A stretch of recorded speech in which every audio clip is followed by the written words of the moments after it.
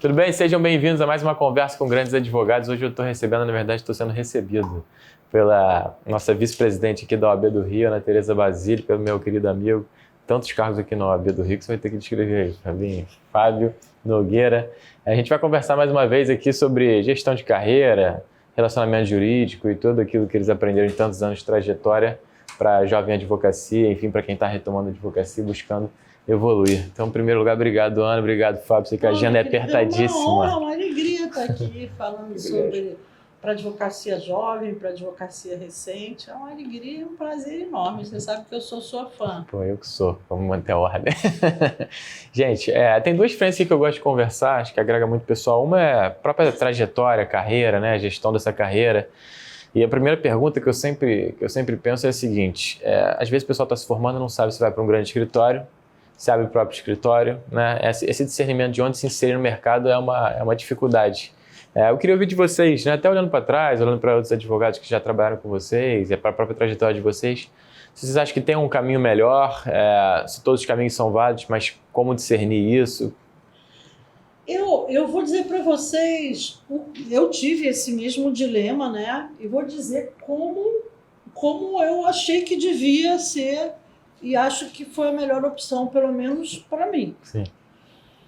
Eu acho que no início da carreira e no estágio também, a gente tem que priorizar receber o melhor e de maior qualidade possível de experiência de pessoas que já estão na profissão. Então, eu optei por estagiar e me formei também num grande escritório. Não para ficar a vida inteira lá, mas para aprender como funciona a advocacia de qualidade, as técnicas, aquilo que a gente não aprende na faculdade, o jeito de escrever, o jeito de apresentar, o jeito de tratar os magistrados. E comigo isso deu muito certo. Eu comecei a minha carreira, eu fui primeiro estagiária de uma imobiliária, né? Que eram dois advogados já muito mais administradores de imóveis do que propriamente advogados. E ali eu fiz uma série de atividades, me desenvolvi, mas eu realmente aprendi a profissão e atuar com qualidade num escritório grande, que era o Sérgio Bermudes. E lá eu aprendi com vários advogados. Você vai pegando as técnicas, as dicas. Eu acho que o advogado que está começando, ele tem que priorizar a qualidade da experiência dele. Então, no início, não tem que pensar, tudo bem, a gente tem que sobreviver. Eu sobrevivi, não tinha dinheiro nem para almoçar direito no centro. Eu comia sanduíche, pizza na padaria. Mas eu acho que a gente tem que fazer um sacrifício no início da carreira para ter uma posição melhor no mercado. Eu investi e esperei mais de 8 meses para entrar nesse grande escritório. Eu não tenho pai nem mãe advogados, tive esperar muito tempo para conseguir entrar, mas acabei conseguindo. Eu acho que isso fez toda a diferença na minha vida profissional. Então, na minha opinião, o escritório grande de qualidade, obviamente, né, de qualidade, eu acho que é uma escola adicional à faculdade. E você, Fabinho, como é que foi seu caminho? É um pouco diferente da Ana, eu não tive a possibilidade de trabalhar em grandes escritórios. Eu trabalhei no escritório que era o Evaldo Ramos, que era um escritório de porte médio, que era um escritório de primeira grandeza, que era um profissional assim, de muita qualidade, profissionais assim, excepcionais. E ali eu fui forjado ali, essa foi a minha escola. E obviamente que sempre tinha aquele dilema de você conseguir compatibilizar a faculdade com o escritório, né? E, enfim, o volume de trabalho também era um volume de trabalho muito grande, você sempre querendo ser efetivado no escritório. Mas, obviamente, que um conselho que eu dou a todo estudante de direito, por óbvio, eu comecei a estagiar muito novo, comecei a estagiar no primeiro ano de faculdade. Eu também. E eu acho que a gente não deve abrir mão, né, nunca, embora sempre tenha o interesse de ser efetivado em determinado escritório, mas nunca abrir mão da busca de conhecimento, de ter uma boa formação. Porque aquilo você vai levar para o resto da sua vida. E obviamente que também determinadas experiências que nós temos dentro da nossa vida profissional e dentro do estágio, ele vai te forjando, e tem coisas que hoje eu vejo nitidamente que eu não aprendi dentro dos bancos acadêmicos, mas se eu não tivesse tido aquela experiência dentro desse escritório, certamente eu seria um profissional com características muito diferentes das que eu tenho hoje. Então, para mim foi muito importante ter entrado nesse escritório. E quando é que foi o momento do discernimento dos dois, né, de abrirem o próprio escritório? Acho que isso deve ser também uma dúvida grande. No meu caso, eu não queria abrir o próprio escritório, porque eu achava questão... Eu adoro advogar, amo advogar, mas a parte de gestão do escritório... Isso é uma ciência à parte. Isso é uma ciência e ocupa demais. Ocupa demais, e o que eu gosto é de advogar. Então, eu não queria abrir um novo escritório. Eu trabalhei no Bermudes, depois eu fui para o Trent Ross Watanabe, fui sócia lá do contencioso. E quando eu abri o escritório, na verdade, foi muito a imposição de um cliente que fez uma fusão, virou uma mega empresa e queria que eu atendesse com um volume grande de advogados o contencioso estratégico dele. E isso não era compatível com a estrutura do escritório que eu estava. Economicamente não fazia sentido. Não valia a pena para aquele escritório que tinha uma feição mais societária. Então eu fui obrigada a abrir um escritório. E eu dei sorte porque na mesma ocasião o meu irmão, João Basílio, que também é advogado, também estava num momento de transição. E aí nós nos unimos. Eu trouxe a equipe que já trabalhava comigo e ele veio integrar o escritório. Então, e aí, obviamente, eu joguei a administração do escritório para ele, né? Foi a minha salvação, porque eu tinha pavor de ter que ver as questões administrativas do dia a dia. Eu gosto de advogar. E aí a gente dividiu as funções assim e funcionou muito bem. Mas eu não queria abrir. Eu achava ótimo trabalhar em escritório dos outros, achava fantástico, eu não precisava me aborrecer com nada. Né? Tudo era resolvido por alguém que não era eu, da parte burocrática. Mas não tive outra opção e tive que abrir. E aí deu certo, graças a Deus. No meu caso, as circunstâncias são algo mais ou menos parecido com a Ana. Também um cliente que também era atendido pelo escritório que eu trabalhava e, enfim, queria uma atuação um pouco diferente, e a gente acabou saindo desse escritório e montando o nosso. Mas como todo início, é sempre muito difícil, sempre muito complicado, né? O início sempre muito, muito conturbado. E sem sombra de dúvida, a parte de gestão é a parte mais difícil, até porque hoje talvez os profissionais tenham um pouco mais de pendor para isso. Mas é uma questão geracional, né? A nossa geração, essa questão de gestão era algo que a gente não tinha nenhum tipo de... A gente nunca teve nenhum tipo de formação, né? E a gente precisa entender também que dentro do escritório de advocacia, os donos de escritório de advocacia são empresários. Sim. E existe um certo tabu dentro da sociedade brasileira, né, que o escritório ele existe também para gerar lucro. Né? E para isso a gente precisa ter determinados conhecimentos, que são conhecimentos que normalmente nós não aprendemos dentro dos bancos universitários. Que normalmente é a vida e normalmente sofremos apanhando, né? Para poder aprender. Na base da paulada, né?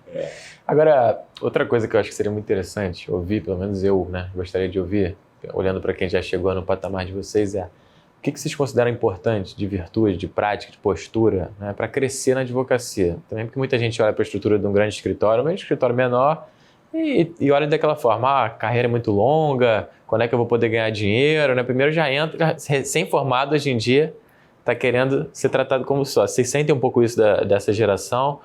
E vocês acham que... Quais são os melhores caminhos para poder evoluir mais rápido? Eu sinto assim que essa geração, principalmente os mais novos que estão no final da faculdade, que a gente às vezes dá uma palestra, uma aula e convive com eles, a gente vê que eles vêm com pouca facilidade de lidar com contrariedades. E a advocacia lidar com contrariedades. E a advocacia lidar com contrariedades. E não é só advocacia. Qualquer profissão, no início, você vai ter dificuldades. O profissional iniciante tem dificuldades. Faz parte da vida profissional isso. E eu vejo essa geração bem nova com dificuldade de lidar com frustrações. E eu acho que é justamente uma das principais características que o advogado tem que ter é saber lidar com as frustrações. Tem muitos casos que a gente não ganha ou que a liminar foi negada e você só consegue reverter depois. A gente tem que saber lidar com o cliente também, que nem sempre é uma relação agradável, às vezes não é. Mas eu acho que a resiliência é uma característica importante do advogado. Mas acho que a mais importante de todas as qualidades, é ele tratar das causas dos clientes como se fosse uma causa pessoal dele, com empenho total. Porque se você trabalha com empenho total, você acaba de alguma maneira atingindo o resultado. Se não é na primeira liminar, vem na sentença, se não vem na apelação, o empenho na advocacia traz resultado, né? E a capacidade de ter notícias ruins, lidar com elas e continuar seguindo em frente com o mesmo empenho. E com senso prático, né? Que tem que ser muito prático e virar chave rápido também, né? Sim. Agora, outro aspecto importante para o advogado, fundamental, é a cultura geral. Não é só saber direito. A cultura geral é muito importante para o advogado. Ele fica... O leque dele aumenta muito. O advogado precisa ter cultura geral, precisa conhecer literatura, escrever bem. Faz parte da imagem do advogado se apresentar, seja no meio jurídico ou no meio empresarial, mas se apresentar com consistência cultural. Eu acho isso muito importante. Cultura jurídica, obviamente, mas cultura geral também. Eu sinto isso, que a gente perdeu muito até não digo a gente, né, mas assim, a grande parte da advocacia, até o pessoal mais novo, né, chega talvez perda de tempo com rede social, mesmo um distanciamento da cultura, a gente perdeu a vontade de estudar algo que não seja eminentemente útil, assim. Porque é pouco cobrado. Eu me lembro que quando eu era estagiária, eu ficava numa baia apertadinha, assim, né? Era uma sala pequena, mas com 20 estagiários quase empilhados lá. Eu me lembro que naquela época o Bermudes entrava na sala e perguntava alguma questão, tipo, quem escreveu o livro tal? Quem cantou a música tal? E aí ficava todo mundo ligado e ninguém queria responder errado, né? Então, eu acho que essa demanda por cultura geral a gente tem que fazer com relação aos advogados mais novos. Certa feita eu ouvi do ministro Evandro, já pouco antes do falecimento dele, uma palestra que ele deu a seguinte sugestão. E era uma plateia formada preponderantemente por estudantes de direito. Que ele falou o seguinte: leiam sobre tudo. Se sobrar algum tempo, leiam alguma coisa sobre direito. E é justamente sobre essa questão que a Ana falou com muita propriedade, da necessidade do profissional do direito ter uma cultura geral vasta. E talvez hoje a gente, em razão dessa pasteurização do conhecimento, né, desse mediatismo trazido pelas redes sociais, a gente vê muito pouco, né, do profissional indo a um livro, pesquisando, enfim. Hoje, boa parte das bibliotecas dos escritórios, as pessoas consultam muito pouco. As pessoas vão, na verdade, consultam alguma coisa que seja na internet, né, em razão desse imediatismo. Né? Então, e que acaba, de uma certa forma, também impactando na própria qualidade do trabalho. Né? Isso é indiscutível, porque o profissional que ele acaba lendo com menos profundidade também. Né? Então, mas eu acho que isso que a Ana falou, essa questão da pessoa se empenhar, porque assim, tudo aquilo que a pessoa faz com empenho, com doação, ela tende a fazer bem. E obviamente, sempre estudar. Eu acho que a questão não tem como a pessoa... O instrumento do nosso trabalho é a palavra, e a gente precisa estar sempre afiando o nosso machado. Né? Não tem como a gente conseguir derrubar a árvore se o nosso machado não estiver afiado. Então, por isso, a gente precisa estar sempre estudando, sempre se qualificando. E se o jovem profissional, se ele acha que ele estudou muito para poder se formar, ele precisa se conscientizar que ele vai estudar muito mais a partir daquele momento que ele efetivamente se forma e pega a carteira da ordem. Né? Ali que começa realmente a vida profissional dele, e ele vai ter que estudar muito mais a partir daquele momento. É legal isso de vocês, que tem 2 pontos aí que para mim também estão muito claros e que eu, em geral, não ouço. Que primeiro é esse retorno da tradição, tanto a tradição jurídica quanto a tradição cultural mesmo. Né? Hoje em dia, a gente olha para isso com uma certa indiferença, com uma perda de tempo. E eu tenho ouvido de todos os advogados que eu tenho conversado, né, com prestígio, que isso é um ponto importante. Né? E o segundo é esse tom terapêutico, eu tenho chamado assim, da advocacia. Né? Porque quando a gente chega no médico, a gente quer que o médico olhe o nosso caso como se fosse dele. E às vezes na advocacia, seja pela quantidade de processo, seja pelo tom técnico, né, a gente se distancia daquela angústia do cliente. É verdade. E tem muita gente que vai olhar para o cliente como se fosse um problema. O cliente é chato, cliente incomoda, cliente não aceita. Pô, o caso do cliente é um caso tão pequeno, né, comparado com os outros, e às vezes é o cliente que mais perturba. Mas acho que a gente tem que olhar para o cliente, né, para todo mundo que a gente vai representar, e tentar ter aquela dor como própria. E aí vem essa conclusão desse engajamento que naturalmente vai gerar consequências, né? Legal ouvir isso de vocês. E aí o outro ponto que eu queria falar, que é um ponto acho que chave, né? Além de ter essas virtudes, esse engajamento, a gente precisa ter cliente na advocacia, né? Acho que essa também talvez seja a principal dor, a principal condição, né, sine qua non para qualquer advogado. Eu queria ouvir de vocês acham que tem alguma estratégia para captação de cliente? Se isso é com o tempo, e na relacionamento com o cliente, o que vocês sugeririam, o que vocês aprenderam que funciona, que não funciona? Eu acho que o advogado ele tem que ter também um pouco de empreendedorismo, tem que conhecer o mercado onde ele vai atuar. Se você é tributarista, é um mercado completamente diferente do trabalhista, do de recuperação judicial.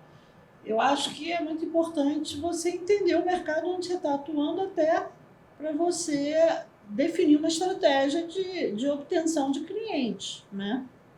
Mas eu acredito que na advocacia, ainda que na era digital, a principal forma de divulgação do nosso trabalho é o resultado positivo para um cliente. Porque um cliente que você atenda bem e consiga um resultado positivo, ele vai te indicar para 4, 5 pessoas e assim vai. É por isso que a gente diz que é um trabalho de longo prazo. Um advogado não é que nem um jogador de futebol que começa ganhando milhões em 2, 3 anos de carreira. Como médico também. Mas você vai criando, ainda que você comece com poucos clientes, o cliente bem atendido e atendido com empenho, ele vai indicar o teu nome para um grupo maior de pessoas, e assim você vai criando uma carteira de clientes. Agora, para começar, é difícil. Tem uma história de uma amiga minha que é advogada trabalhista muito curiosa. Ela se formou, gostava da área trabalhista, não tinha pai nem mãe advogado trabalhista, nem advogado. E ela, como é que eu vou começar? Ela falou, vou fazer o seguinte, vou arrumar uma salinha em cima do banco onde os funcionários de uma grande empresa recebem salário. E assim ela abriu lá a sua lojinha com a placa advogado trabalhista, e aí todo mês eles iam lá para receber salário. E acabou um ou outro indo procurar ela, e de repente ela estava com milhares de clientes sendo atendidos no escritório. Quer dizer, ela teve uma ideia de empreendedora, né? Isso é um exemplo. Sim. Mas dependendo da área, a estratégia precisa ser feita, mas sempre lembrando que é o bom trabalho que traz o cliente. E outra coisa também que eu acho muito importante falar aqui, eu não sei a experiência de vocês, mas na minha carreira, eu já tenho 36 anos de formada, na minha carreira, a maior parte dos melhores clientes que eu tive na advocacia me foram indicados por colegas advogados.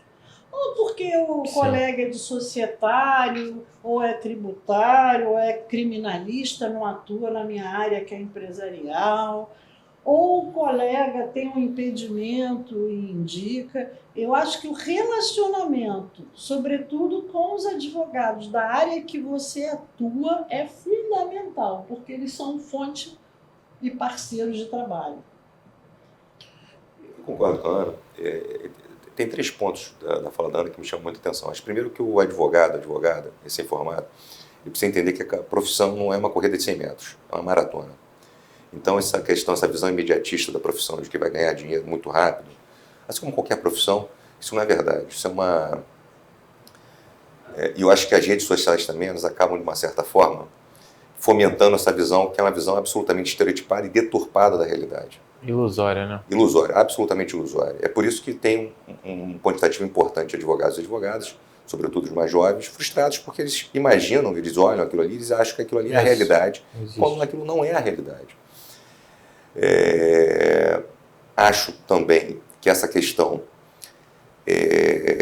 do resultado, isso faz muita diferença, porque o que distingue um advogado, uma advogada de outro advogado de outra advogada, é justamente sua capacidade de resolução de problemas. Isso. E aí a gente precisa ter esse olhar pragmático sobre a advocacia. Não adianta você também ser um advogado brilhante, tecnicamente falando, mas se você, na verdade, não traz o resultado para o seu cliente.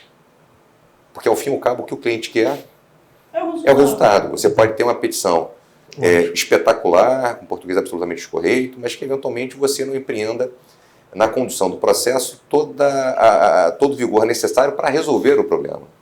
E é isso que é relevante. E o outro ponto trazido pela Ana, que eu concordo também, e que faz muita diferença, é a questão relacional.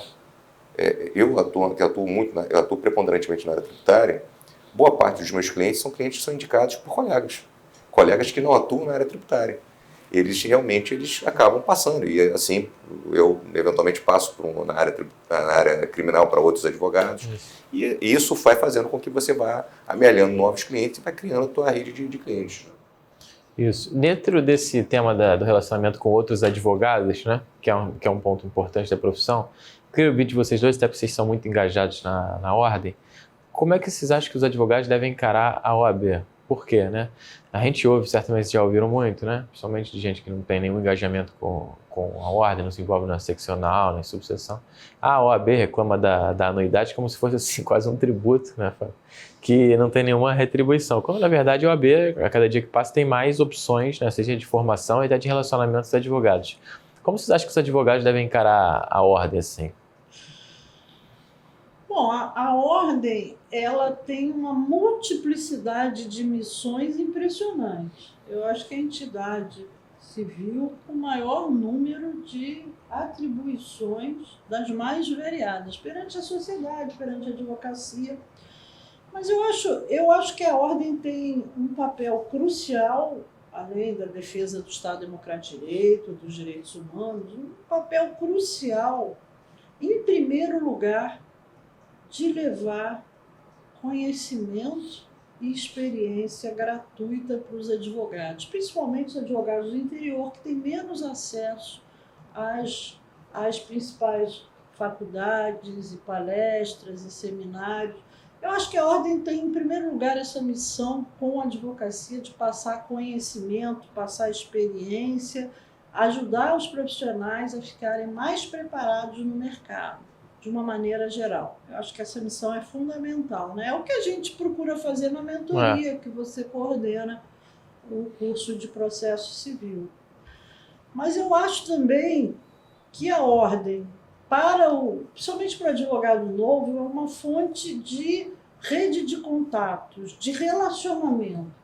Aquele advogado que atua, por exemplo, nos juizados especiais, ele conviver, participar dos eventos, da comissão dos juizados especiais, ele vai conhecer colegas com experiências, vai trocar ideias, vai se integrar no grupo que atua no mesmo setor que ele está atuando. Então, a ordem propicia uma rede de contatos muito consistente para o profissional. Também acho que nós temos hoje na ordem inúmeros eventos técnicos e práticos de muita qualidade, online e presenciais. Então, eu acho que o advogado novo deve estar sempre atento, assistir no YouTube. Se não conseguiu ir assistir presencialmente, assistir às palestras. Grandes profissionais palestram na ordem. Então, isso também é muito importante na visão da ordem. E, evidentemente, que a ordem também tem uma função primordial na parte de prerrogativas de defesa da classe, a violação de prerrogativas, as violações. Todos nós somos vítimas, pelo menos, não diria diariamente, mas toda semana a gente sofre alguma violação de prerrogativa na nossa vida profissional. E a ordem tem toda uma estrutura e também a força para atuar nessas situações e defender a prerrogativa dos advogados. Também tem a caixa de assistência da advocacia, que é importante para várias finalidades, como fornecer auxílio psicológico, auxílio funeral, faz eventos interessantes esportivos também, tem a diretoria esportiva que é muito atuante.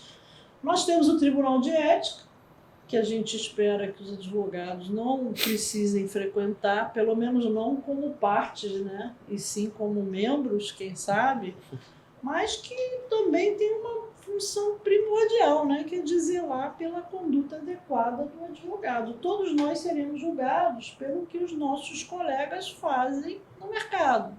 Então, também é uma função muito importante.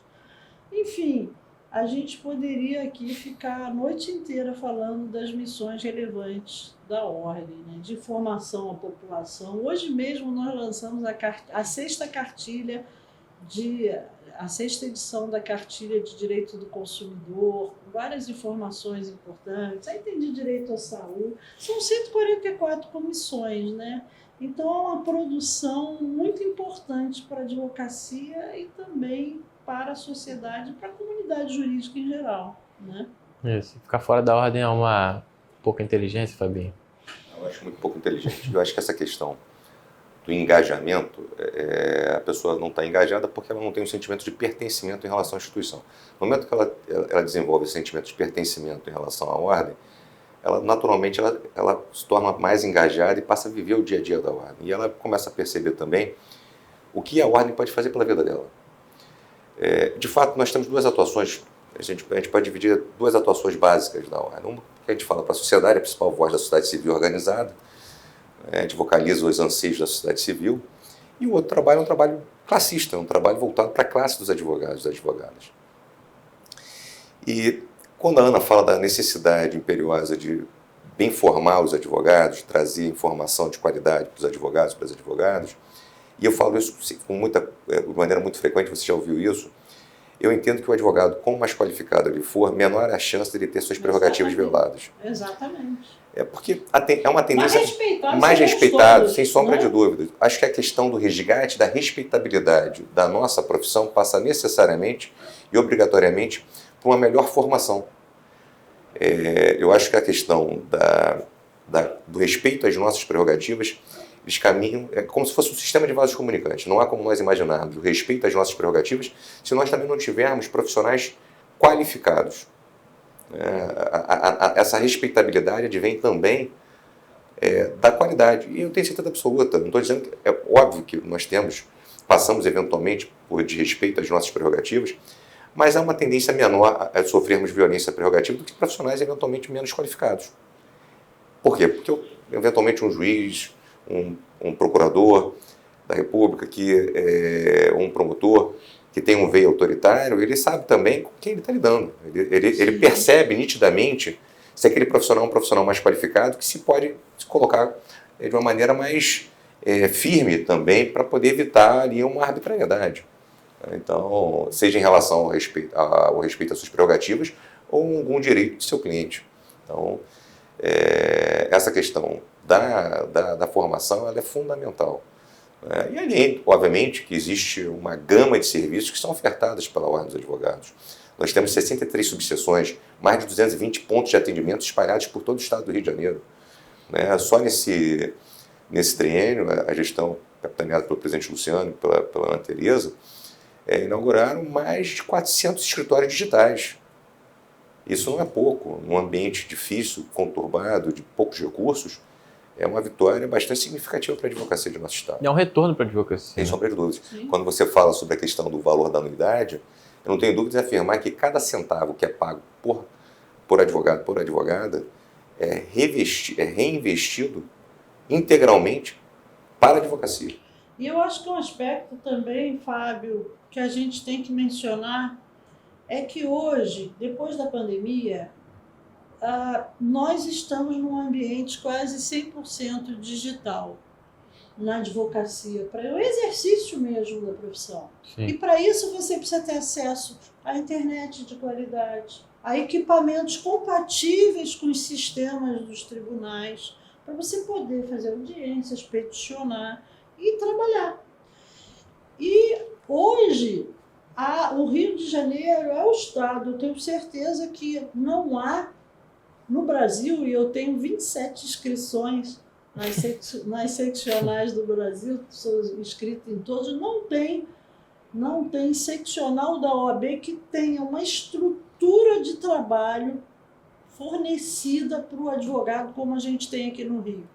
Nós temos 400 escritórios compartilhados no estado, que o advogado pode atender cliente, fazer audiência, peticionar, com auxílio de um funcionário que sabe mexer no sistema, com Wi-Fi.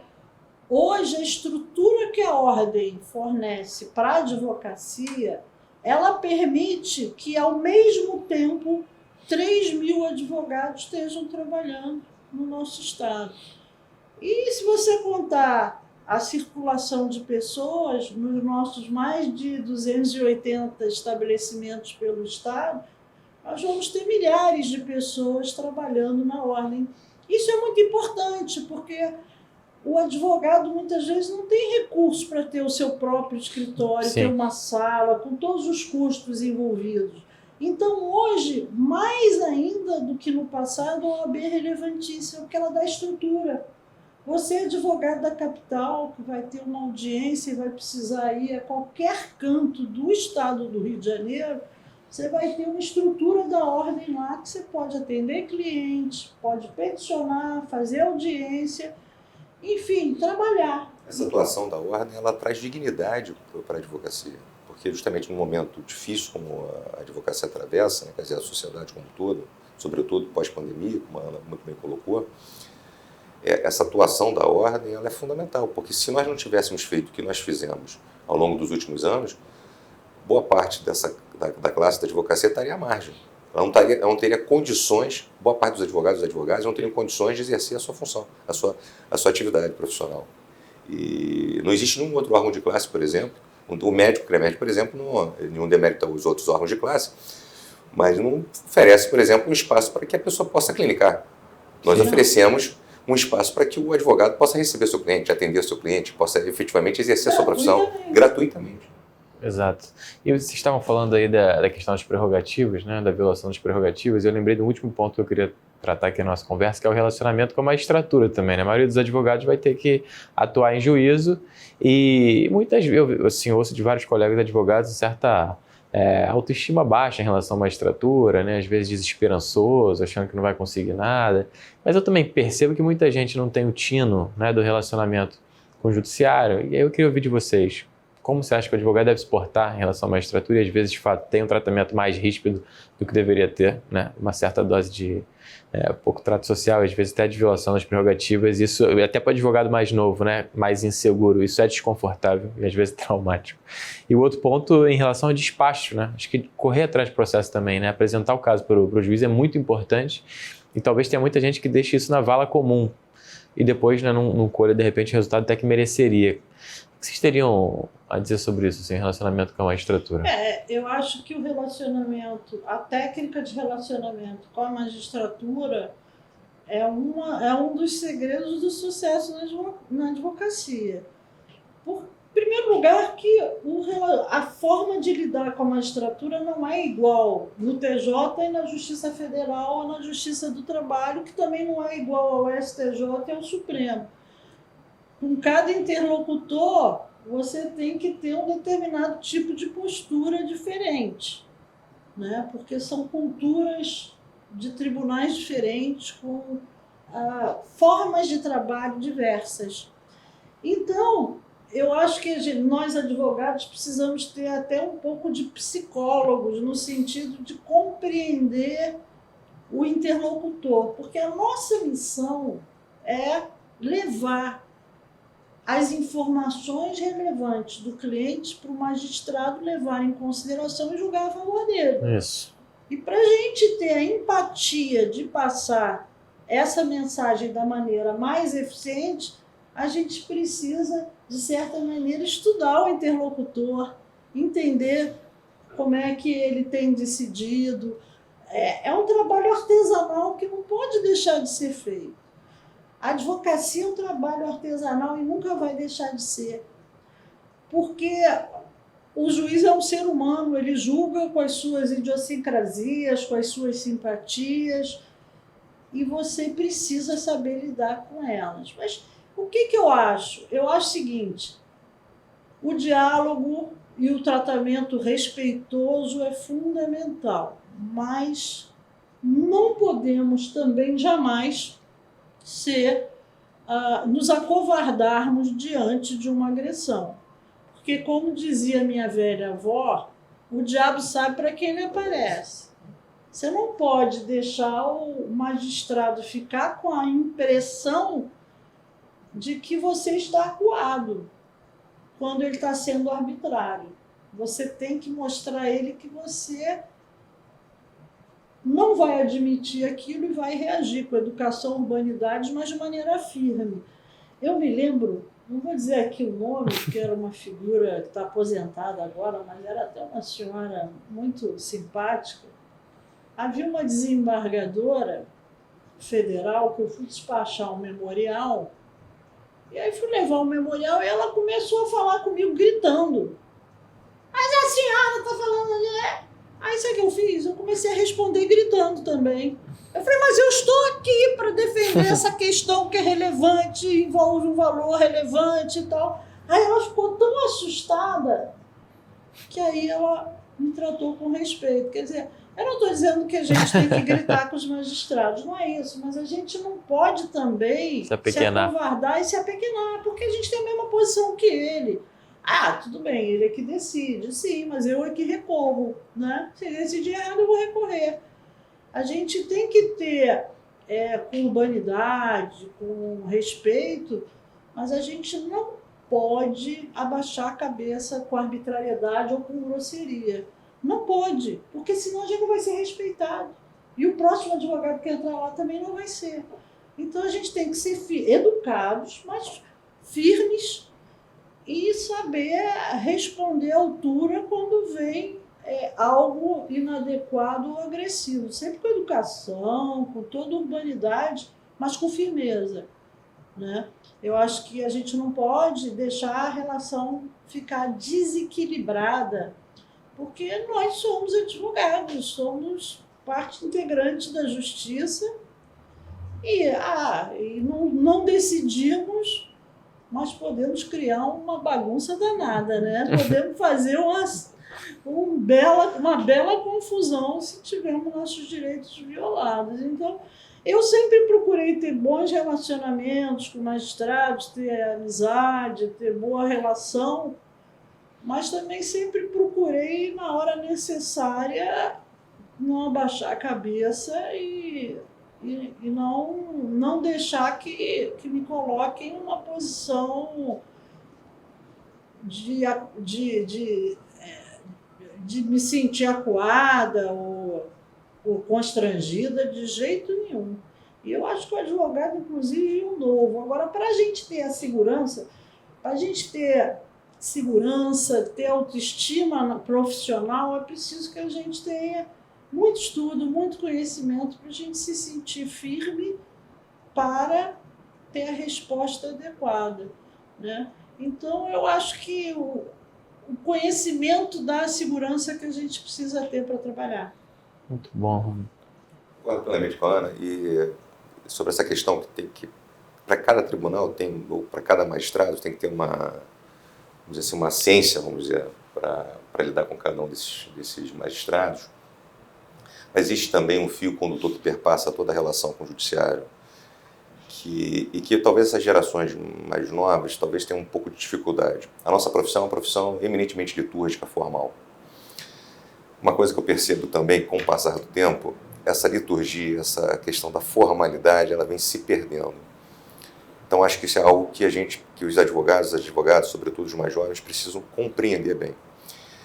Mas é óbvio que o fato de ser uma profissão litúrgica, que deva haver ali, obviamente, existe um dever de urbanidade no trato com os magistrados, mas é óbvio que essa relação, que é uma relação respeitosa, ela não pode ser, em hipótese alguma, em algum momento, se converter para uma relação de submissão, de subserviência, porque nós estamos no mesmo nível da magistratura. E, obviamente, que essa relação deve haver um respeito, que esse respeito deve ser recíproco. Né? Nós fazemos parte do sistema de justiça e, por óbvio, também, que nós não estamos ali à toa, nós estamos ali levando uma pretensão, que é uma pretensão importante. Um pouco antes nós estávamos falando da questão do cliente. Né? Às vezes uma causa tem alto valor agregado, às vezes a causa não tem tanto valor agregado assim, mas para aquele cliente aquela causa é a causa da vida dele. Sim. E por isso é importante que você leve aquela pretensão ao judiciário e que o magistrado entenda a relevância daquela causa. Mas eu acho que com o passar do tempo também, e aí eu acho que a ordem e justamente passa pela questão da qualificação. A qualificação, quando a Ana fala da qualificação, não diz respeito única e exclusivamente à questão do ensino jurídico formal. Passa também por questões práticas do dia a dia, que às vezes o jovem profissional, o jovem advogado, advogada, ele não conseguiu apreender isso dentro dos bancos universitários, até porque isso não é ensinado. É impossível.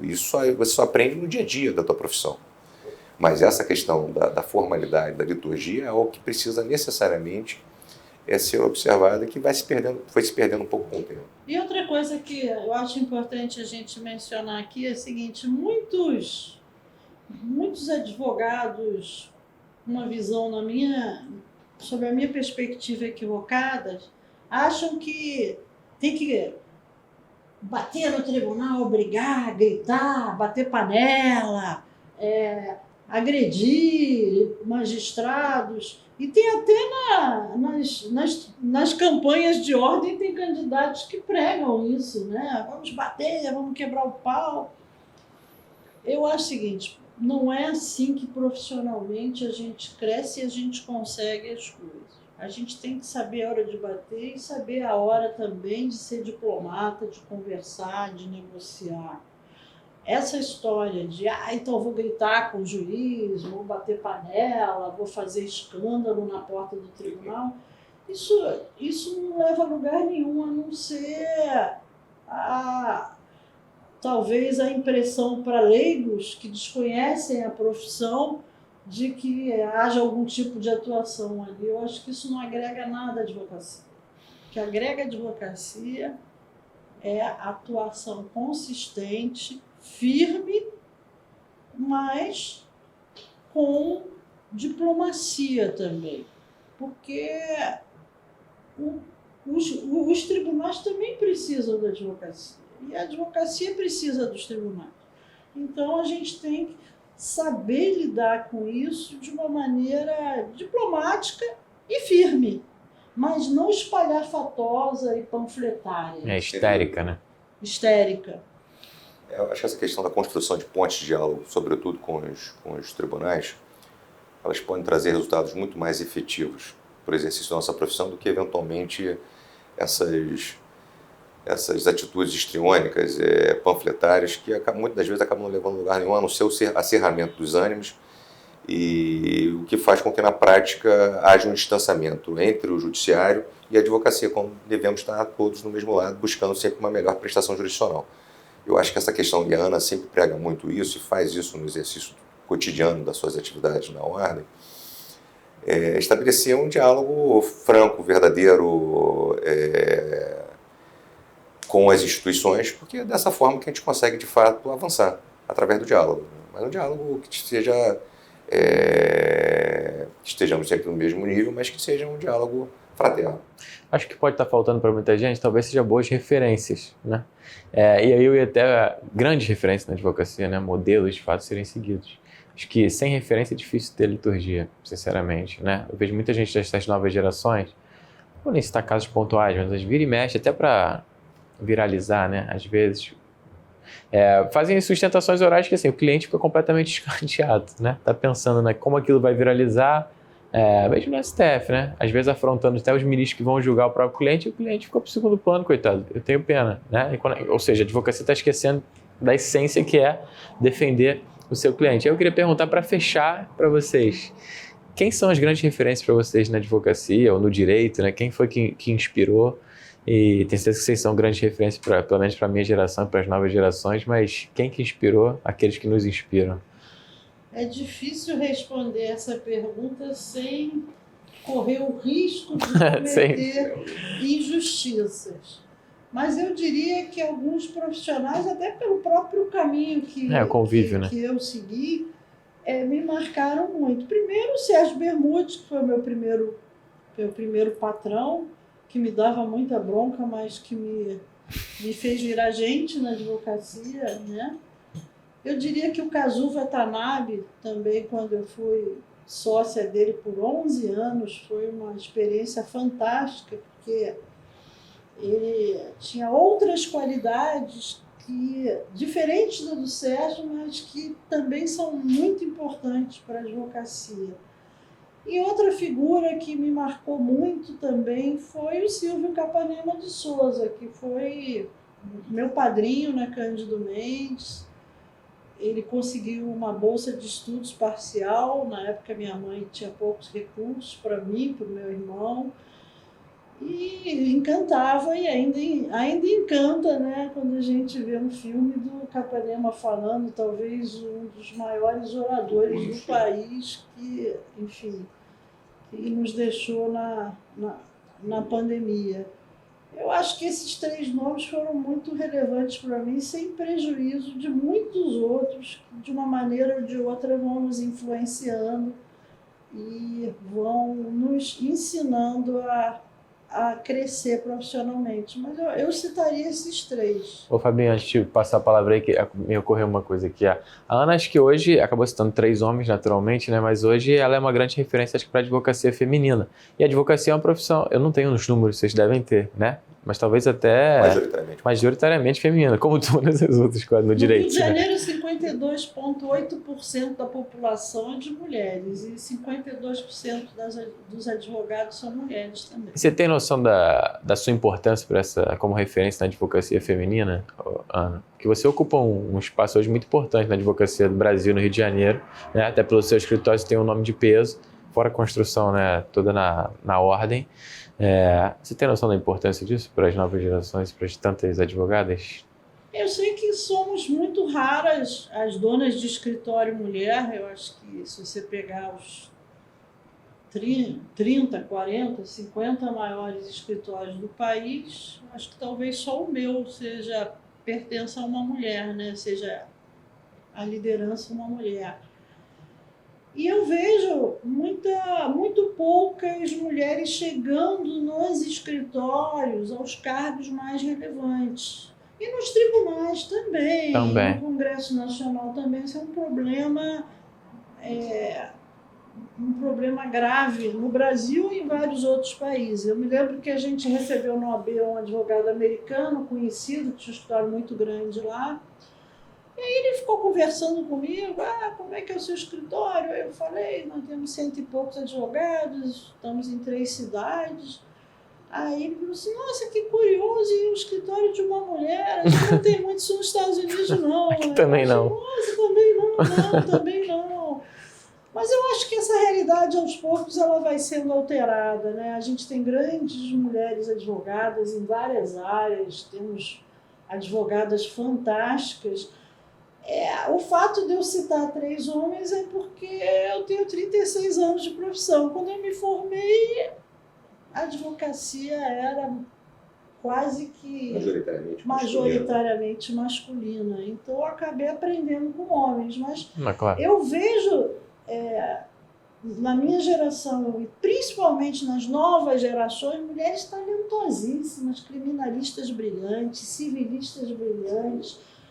E elas, sem dúvida nenhuma, estão crescendo, algumas já cresceram e vão inspirar mais mulheres. Eu não tenho dúvida que a gente vai superar esse problema na advocacia no país inteiro, que é a pouca representatividade feminina. Principalmente, eu diria, em alguns estados, Mato Grosso do Sul, Mato Grosso, Rondônia, o Nordeste mesmo, nós temos poucas mulheres, inclusive na ordem, mas eu acho que é uma questão de pouco tempo essa realidade ser alterada até pela predominância das mulheres nas faculdades de direito. A gente entrega carteiras na OAB de 15 em 15 dias, e é sempre majoritariamente um grupo feminino. Então vamos dominar o mundo, mas é só uma questão de tempo. Sim.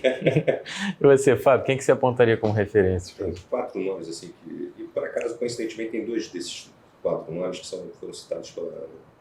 Um primeiro, o Sérgio Bermudes, porque eu acho que o Sérgio é uma figura assim, icônica da advocacia, embora atue na área tributária, mas eu sempre vi o Sérgio e acho o Sérgio talvez o maior advogado do Brasil.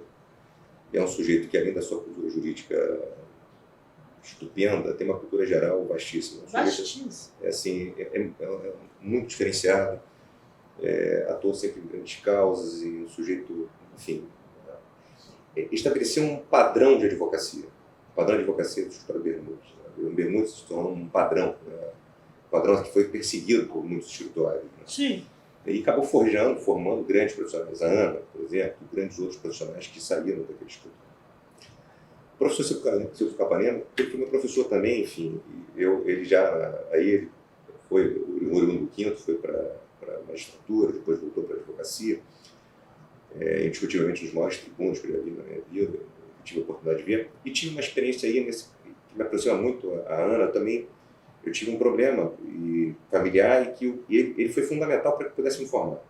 Eu estava no 3º ano de faculdade, ele fez uma carta para o professor Cândido Mendes, pedindo para que, na verdade, fosse concedida uma bolsa para mim. Se naquele momento ele não tivesse conseguido a bolsa, eu não teria conseguido me formar. Então, eu tenho uma gratidão enorme à figura do professor Silvio Capanema.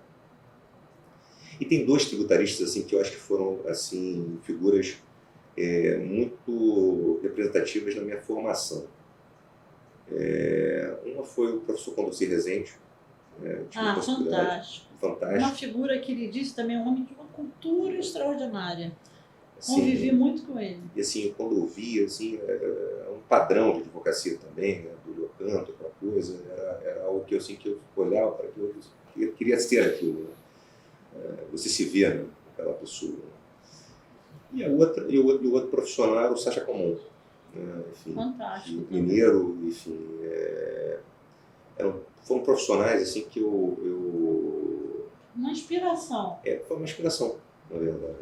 E eu queria fazer um aditamento inicial aqui para incluir mais um, que eu não posso deixar de mencionar, que foi uma pessoa assim, importantíssima para mim, quando eu estava ainda no jovem advogada no Baker McKenzie, e ele, um senhor, Oscar Dias Correia. Eu tive a suprema honra de ter as minhas petições revisadas pelo ministro Oscar, trabalhei em parceria em algumas causas com ele. E certa vez eu ia lá para Ipanema, onde ele morava e tinha um escritório, aí eu levava as minhas modestas petições e ele canetava e eu guardei tudo, porque aquilo é histórico para mim. E uma vez Ana, a minha biblioteca e tal, que era o carinho dele, ele tinha um apartamento só para a biblioteca dele, do lado dele era ligado. E aí eu estava vendo os livros dele e puxei um. Aí eu abri assim, o livro era todo escrito à mão. Aí eu peguei o livro do lado, também todo escrito à mão. Aí eu virei para aquela figura também cultíssima, extraordinária, foi ministro de Getúlio Vargas, uma figura extraordinária, foi ministro Supremo, ministro da Justiça, enfim, ministro da Educação, foi tudo que eu acho, deputado federal, foi tudo que eu acho que poderia ter sido. Aí eu falei, ministro Oscar, por que esses livros aqui estão escritos à mão? Aí ele falou assim, não, Ana Tereza, é que quando eu me formei, quando eu era estudante, eu não tinha dinheiro para comprar livros, então eu ia para a biblioteca e eu copiava à mão. E aí eu encadernei. Ele tinha dezenas de livros. Olha, ele nasceu em Minas, numa família pobre. Você faz uma ideia dele ir na biblioteca copiar um livro inteiro à mão, vários livros inteiros à mão. Olha o sacrifício que esse profissional que foi brilhante, ocupou todos os cargos importantes da República, mas olha o sacrifício pessoal pelo qual ele passou. Aquilo me marcou muito. A vida não é fácil para ninguém. As pessoas veem a gente numa posição hoje boa e acham que a gente nasceu assim. Não nascemos assim. Eu, quando comecei a estagiar, já falei aqui, eu não tinha dinheiro para almoçar e jantar no centro. Eu comprava roupa usada, terninho usado para poder estagiar. Então, é importante que as novas gerações entendam que ninguém chega a uma posição muito boa sem muito sacrifício, sem muita dedicação, né? Eu lembro que eu comia, muitas vezes, era um salgado com guaraná, no caso do advogado, que é um bar, tradicionalíssimo bar do advogado, que era do lado da livraria forense. E eu não tinha telefone em casa. Se eu chegasse muito tarde em casa, eu tinha que gritar para o meu primeiro marido descer e abrir a porta para mim. Quer dizer, todo mundo que chega em um lugar bom profissionalmente, até em outras profissões, sem ser advocacia, podem apostar que tiveram muitas noites sem dormir, muito sacrifício, muito trabalho. Lá no Bermudes, quando eu era estagiária, às vezes eu saía 3 horas da manhã. Ficava trabalhando até 3 horas da manhã e 7 da manhã tinha que estar na Cândido Mendes. Então a vida profissional não é fácil para ninguém, mas vale a pena o empenho. Trabalho para recompensa. Pô, Ana, Sempre. Fábio, muito obrigado por essa conversa. Para mim, me engrandeceu demais. Tenho certeza que vai inspirar muita gente. Obrigado também por toda a generosidade que vocês sempre têm comigo. Obrigada a você, meu querido. Você é um talento, um grande processualista e ainda encontra tempo na sua vida, tendo 5 filhos, para nos doar tempo para ajudar a mentoria gratuita da OAB. Então, eu é que sou sua devedora e a advocacia também. Você é maravilhoso. Fenômeno. Obrigado, meus amigos. Obrigado, pessoal. Espero que vocês tenham aproveitado e até a próxima.